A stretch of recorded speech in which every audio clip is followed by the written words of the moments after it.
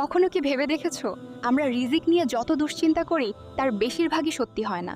কারণ রিজিক তোমার হাতে না, রিজিক শুধু আল্লাহর হাতে। দুইজন মানুষ একই পরিশ্রম করে, একজনের রিজিক বাড়ে, অন্যজনের বাড়ে না। এটাই প্রমাণ, রিজিক শুধু পরিশ্রমের ফল না।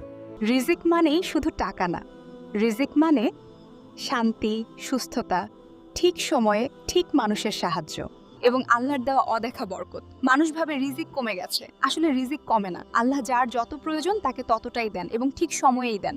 যে আমার উপর ভরসা করে আমি তার জন্য যথেষ্ট।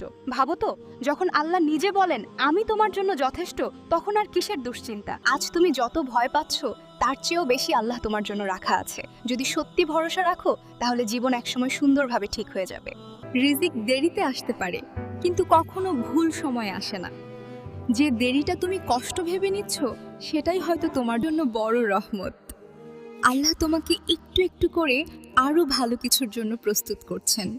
মনে রেখো, দুশ্চিন্তা করলে রিজিক কমে যায়, আর আল্লাহর উপর ভরসা রাখলে রিজিক বাড়ে। তুমি চেষ্টা করবে, কিন্তু ফল আসবে আল্লাহর ইচ্ছে অনুযায়ী।